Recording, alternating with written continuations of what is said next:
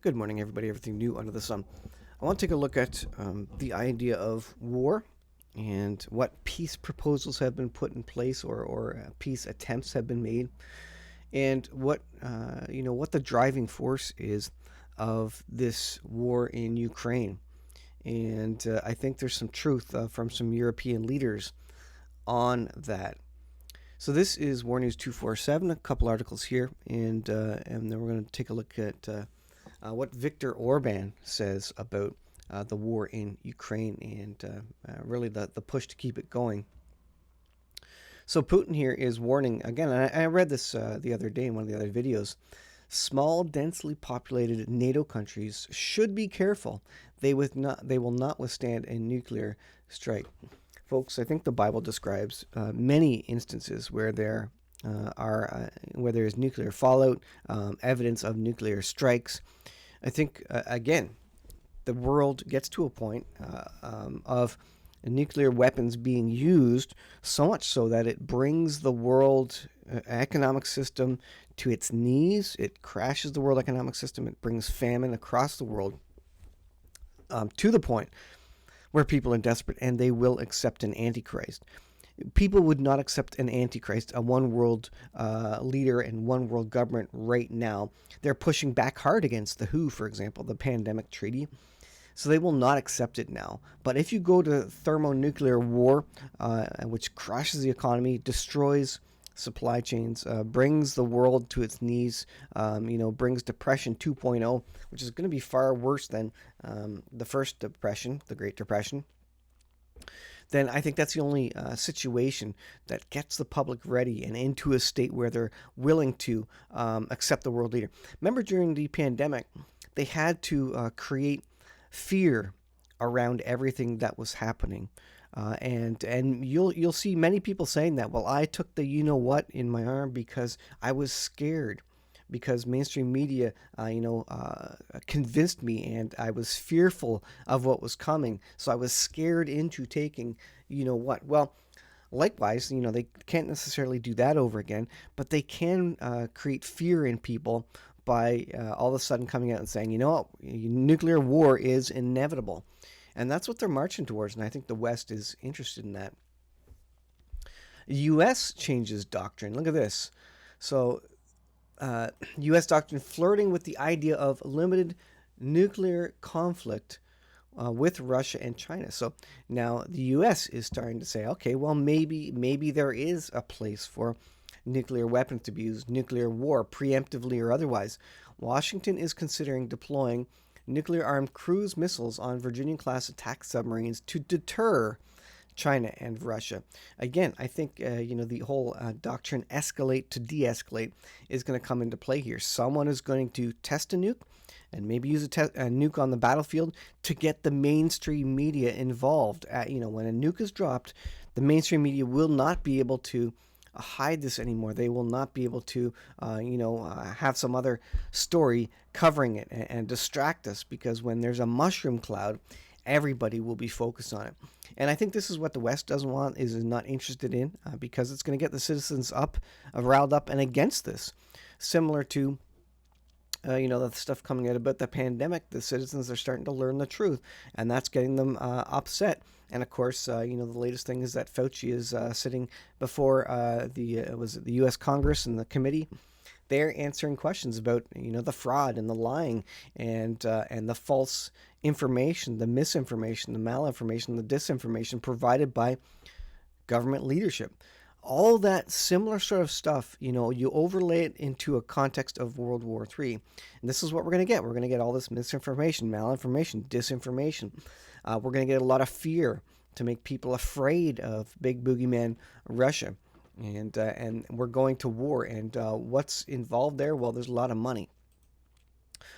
So this is from Wikipedia. An international peace summit in relation to the Russo-Ukrainian war is planned to be held in Bergenstock Resort in Switzerland. That's coming up June 15th to 16th. The conference follows a series of 4 earlier international meetings and is hosted by Swiss President Viola Amherd. So they had 4 different peace meetings apparently before. On June 24, 2023, the first meeting was held in Copenhagen.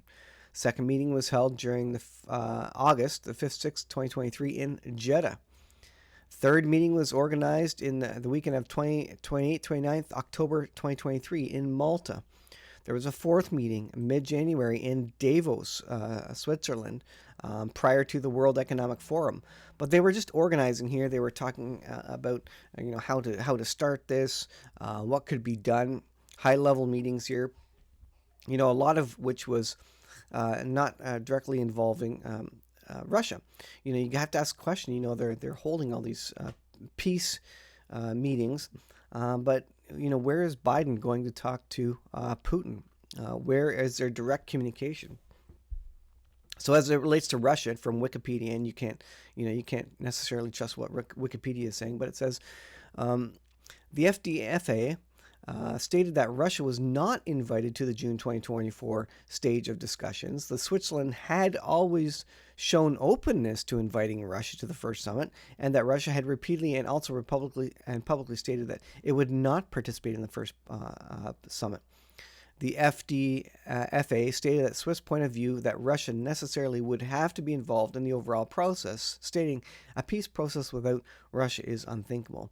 And, again, where did you hear this in mainstream media that they had asked Russia over and over, Putin over and over, to come to the peace table and to come to agree to something? You're not hearing it. I think these are either simply for public consumption, these so-called peace processes, or it could be that Russia doesn't want to come to the peace table, and that may be because there is no good faith involved here. But I don't think they're pushing it at all. You hear all the time on mainstream media about Biden and trying to create peace in Israel between the Hamas and in Gaza there. What you don't hear is Biden coming out and saying, Putin, come to the peace table. You don't hear that.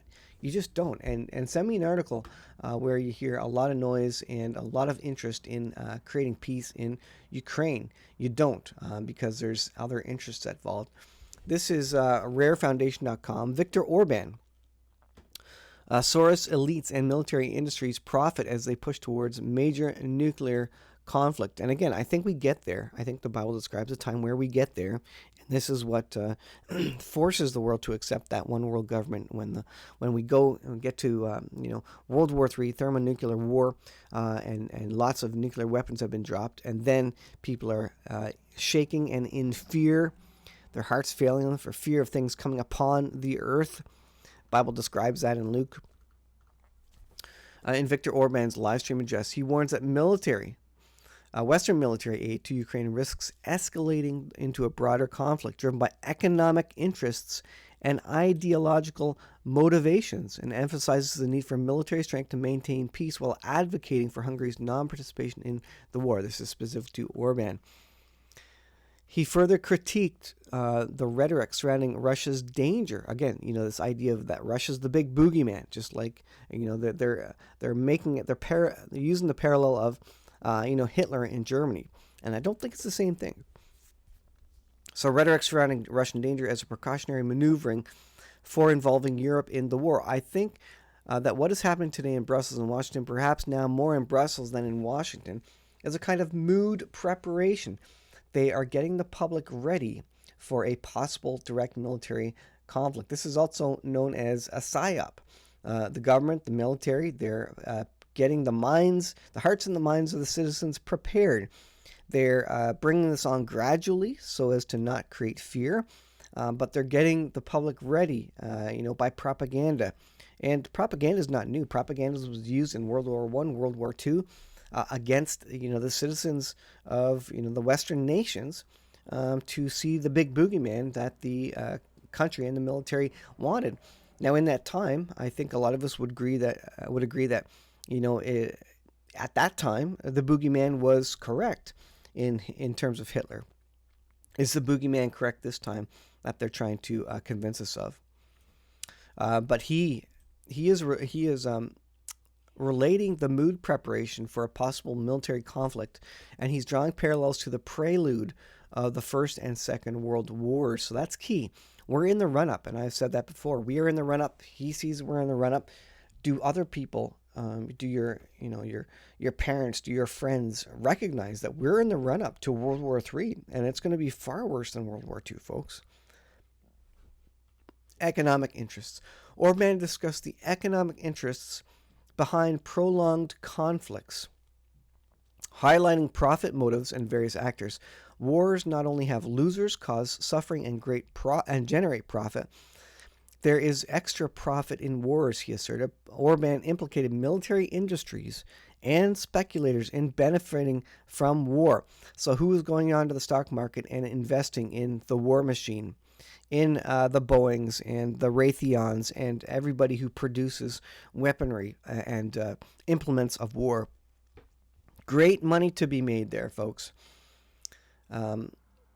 It says Orban implicated military industry speculators in benefiting from war, suggesting that interests drive the continuation of conflicts. All this money being made is driving the continuation of the war. That's 100% correct. There is a lot of money being made, just like during the pandemic, folks. You know how Big Pharma made a lot of money and there was a lot of kickbacks? There is even more money to be made and kickbacks to be made in war. Think how much money that Zelensky and top generals are making from kickbacks, from siphoning off money from war. That's corruption. That is what happens. You'd be kidding yourself if you didn't believe that was happening. He specifically mentioned globalist George Soros, stating, our country's son, George Soros, also excels, standing at the very front of the line where his figure can be seen. So it's obvious that these forces are economically interested in war. And this is it, folks. All these conflicts come out of the love of money and war, strife.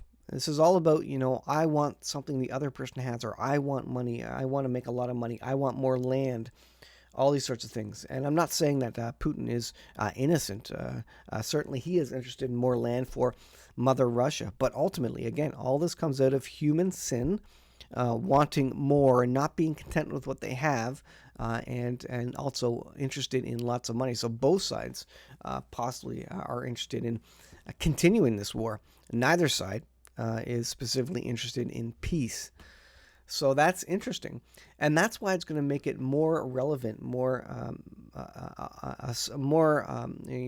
large juxtaposition when the Antichrist figure does come up to the table, when he does start saying, peace, peace, I will create peace. That will be such a breath of fresh air after we are involved in nuclear weapons being dropped and great famine and economic collapse. And the whole world will accept this world leader as really their savior. He will be so obviously accepted and by all peoples, to where they will do whatever. They will follow him. They will see him as savior, bring them out of war and famine, and they will accept the mark of the beast in the name of public safety, public health and safety, just like during the pandemic. Public health and safety, and people will line up for this. We see through it. The Christians, you read the end of the book. The Bible describes what's happening in these last days and the rise of the Antichrist and the one world leader and the mark of the beast system and the world economic system. We see this coming, but the general public, they will see it as general good for humanity, just like in the pandemic. Remember, the general good for humanity was to go get the you-know-what. Meanwhile, there's more nefarious things at higher levels being involved here. So I'll leave there, guys. Thanks for watching. Be prepared. World War III is upon us. And while the going is easy, you need to do what you need to prepare.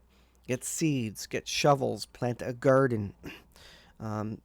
Get defensive things. If you can get a firearm, get a firearm. Get some beans, bullets, and all these things are going to be valuable. If not to use, then to barter when things go sideways. And I think it's prudent to do that.